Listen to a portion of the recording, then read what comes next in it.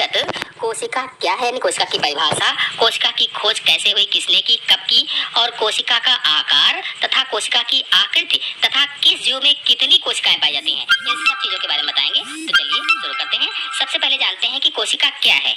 तो कोशिका जीवों की संरचनात्मक व क्रियात्मक इकाई है, अथवा हम इसे ऐसे भी कह सकते हैं कि जीवधारियों का शरीर बहुत से छोटे छोटे कोष्ठों से मिलकर बना होता है। छोटे छोटे कोष्ठों से, इन्हीं कोष्ठों को कोशिका अथवा सेल कहा जाता है। अब जीवधारियों का मतलब है कि पेड़ पौधे व जंतु। जीवधारियों का क्या मतलब हुआ? पेड़ पौधे व जंतु। तो ये सभी जीवधारी हो गए। अब इन सबका शरीर कैसे बना है? कोशिकाओं से मिलकर बना होता है। लेकिन कुछ सूक्ष्म जीवों को छोड़ करके, कुछ सूक्ष्म जीव ऐसे होते हैं, उनको छोड़कर से समस्त जीवों का शरीर कोशिकाओं से मिलकर बना होता है। इस प्रकार से हम कह सकते हैं कि संसार में अलग अलग तरीके के जीव पाए जाते हैं, जो एक दूसरे से भिन्न भिन्न होते हैं, अलग अलग होते हैं, लेकिन उनके शरीर बहुत से छोटी छोटी इकाइयों से मिलकर बने होते हैं, और इन्हीं इकाइयों को कोशिकाएं कहा जाता है अथवा सेल्स कहा जाता है। इतने से ही कॉम्पिटिटिव एग्जाम्स में एक प्रश्न पूछा जाता है, जैसे प्रत्येक जीवधारी की सूक्ष्मतम संरचनात्मक इकाई है, और 4 ऑप्शन दिए गए हैं: कोशिका, माइटोकॉन्ड्रिया, राइबोसोम, केंद्रक। तो सबसे सूक्ष्मतम इकाई क्या होगी? क्या होगी? कोशिका अथवा सेल होगी। हम बता देंगे सबसे छोटी इकाई कोशिका होती है। सेल या कोशिका शब्द की उत्पत्ति लैटिन भाषा के सेलुला शब्द से हुई। सेल अथवा कोशिका शब्द की उत्पत्ति किससे हुई है? लैटिन भाषा के सेलुला शब्द से हुई है, जिसका अर्थ है एक कोष्ठक या एक कोठरी। प्रश्न पूछा जाए कि कोशिका की उत्पत्ति किस भाषा के शब्द से हुई है, तो बताएंगे लैटिन भाषा के शब्द से। और लैटिन भाषा का शब्द कौन सा था? तो सेलुला था, सेलुला। चलिए जानते हैं कि कोशिका की खोज किसने की, कैसे की और कब की। तो इंग्लैंड के वैज्ञानिक रॉबर्ट हुक ने सन 1665 ईस्वी में कार्क की पतली काट में कोशिका की खोज की थी। तो ये जो वैज्ञानिक थे रॉबर्ट हुक, ये अपना कोई प्रयोग कर रहे थे, और प्रयोग करते समय इन्होंने बोतल में लगी हुई कार्क को देखा। जो बोतल होता है उसके ढक्कन की जगह पर कार्क लगी हुई थी। तो उस कार्क को देखा इन्होंने, इनके मन में विचार आया कि इसको काट कर देखा जाए। तो इन्होंने उस कार्क के टुकड़े को अनुप्रस्थ काटा और काट करके सूक्ष्मदर्शी में देखा। तो देखने से इन्हें मधुमक्खी के छत्ते जैसी संरचनाएं दिखाई दी। जब इन्होंने उस कार्क के टुकड़े को सूक्ष्मदर्शी में देखा, तो मधुमक्खी का छत्ता जैसे होता है, उसमें कोष्ठक छोटे छोटे होते हैं, बिल्कुल मधुमक्खी के छत्ते जैसे छोटे छोटे कोष्ठक दिखाई दिए इनको।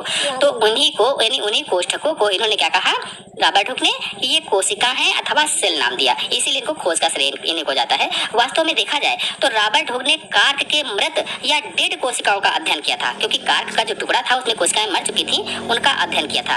अब यहाँ से भी एक प्रश्न पूछा जाता है कि कोशिका की खोज की थी। फिर 4 ऑप्शन दिए होंगे: Robert Hooke, Altmann, Robert Brown, Singer, या कोई और वैज्ञानिक लिख सकते हैं। तो कोशिका की खोज किसने की थी?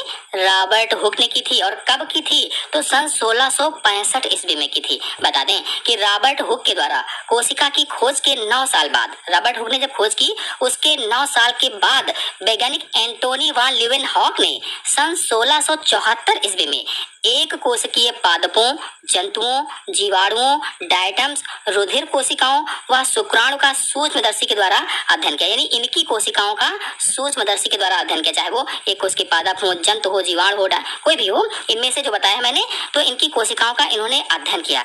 और इनमें से यदि जीवाणु की बात की जाए अथवा बैक्टीरिया की बात की जाए, तो एंटोनी वान लीeuwenhoek ने उन्नत प्रकार की सूक्ष्मदर्शी के द्वारा पहली बार बैक्टीरिया के रूप में मुक्त कोशिकाओं की खोज की थी। यानी एंटोनी वान लीeuwenhoek ने बैक्टीरिया के रूप में फ्री सेल का डिस्कवर किया था। इसके बाद मार्सेलो मेलपिगी व नेहमिया ग्रेवी ने अनेकों पादप कोशिकाओं और प्लांट सेल की स्टडी की। चलिए अब जानते हैं कि कोशिकाओं का आकार क्या होता है, यानी साइज ऑफ सेल के बारे में समझ लेते हैं। तो अधिकांश कोशिकाओं का व्यास जो होता है लगभग 0.1 माइक्रोन से, म्यू लिखा, म्यू माने माइक्रोन से लेकर के 20 म्यू तक होता है।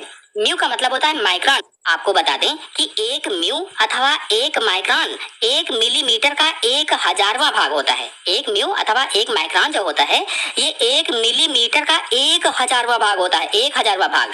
ये ध्यान रखेंगे आप लोग कि यहाँ पर अधिकांश कोशिकाओं का व्यास बताया गया है, अधिकांश, सभी कोशिकाओं का नहीं बताया गया है। यानी 0.1 म्यू से 20 म्यू तक अधिकांश कोशिकाओं का होता है। इसीलिए इन्हें केवल सूक्ष्मदर्शी के द्वारा ही देखा जा सकता है। आप लोगों को यहीं पर बताते चलें कि माइकोप्लाज्मा लैडलवाई नामक कोशिका, माइकोप्लाज्मा लैडलवाई नामक कोशिका सबसे छोटी कोशिका होती है, सबसे छोटी कोशिका। इसे प्लूरोनिमोनिया लाइक ऑर्गेनिज्म भी कहा जाता है। प्लूरोनिमोनिया लाइक ऑर्गेनिज्म अथवा शॉर्टकट में कहें तो PPLO के नाम से जाना जाता है। तो अगर प्रश्न अब पूछा जाए यहाँ पर कि संसार की सबसे छोटी कोशिका कौन सी होती है, तो बताएंगे माइकोप्लाज्मा, अथवा बता देंगे प्लूरोनिमोनिया, या कह देंगे PPLO संसार की सबसे छोटी कोशिका होती है। जो भी ऑप्शन इसमें से होगा, चाहे वो माइकोप्लाज्मा लेडलवाई हो, चाहे प्लूरोनिमोनिया हो, चाहे PPLO हो, जो भी ऑप्शन हो उस पर टिक कर देंगे। तो यदि प्लूरोनिमोनिया का पूछा जाए कि व्यास कितना होता है, कितनी लंबी कोशिका होती है, तो 0.1 माइक्रोन होती है, या कह लीजिए कि लगभग में 0.1 माइक्रोन से 0.3 माइक्रोन तक प्लूरोनिमोनिया का होता है सबसे छोटा। यदि माइकोप्लाज्मा को हटा दिया जाए, इसको छोड़ दिया जाए, तो अधिकतर कोशिकाएं 0.5 माइक्रोन से 20 माइक्रोन के व्यास वाली होती हैं, अधिकतर कोशिकाएं, अगर इसको हटा दिया जाए तो। और संसार की सबसे छोटी कोशिका तो आप जान गए। अब यदि सबसे बड़ी कोशिका को पूछा जाए कि संसार की सबसे बड़ी कोशिका किसकी है, तो शुतुरमुर्ग का अंडा संसार की सबसे बड़ी कोशिका होती है, जिसकी लंबाई 135 से 170 mm तक होती है, 135 से 170 mm तक। अब हम लोग कोशिकाओं का आकार तो जान गए, चलिए अब कोशिकाओं की आकृति अथवा शेप ऑफ सेल्स के बारे में जान लेते हैं। तो कोशिकाएं गोलाकार अथवा कह लीजिए कि वृत्ताकार, अंडाकार, लंबाकार, घनाकार, बेलनाकार, नालाकार, बहुभुजाकार, चपटी, तस्तरीनुमा आदि आकृतियों में पाई जाती हैं, आदि शेपों में पाई जाती हैं।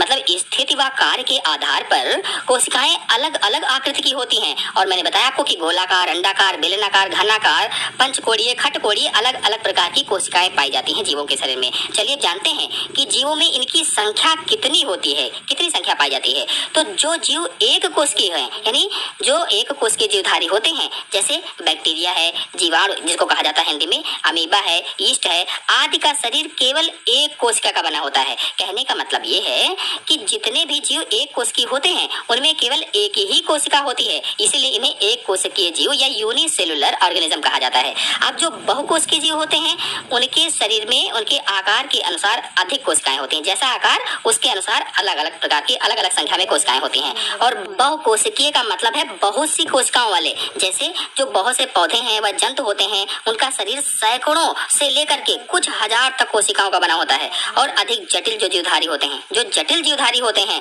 जैसे बड़े पेड़ पौधे हैं, मानव हैं आदि, इनकी कोशिकाएं जो होती हैं 1 लाख करोड़ मतलब 10 खरब तक होती हैं। अगर मानव की बात की जाए तो लगभग में 10 खरब तक कोशिकाएं पाई जाती हैं। तो आज मैंने जितना आप लोगों को पढ़ा उस पर कितने सारे प्रश्न बन सकते हैं। पहला, जीवों की सबसे छोटी इकाई क्या है, तो कोशिका।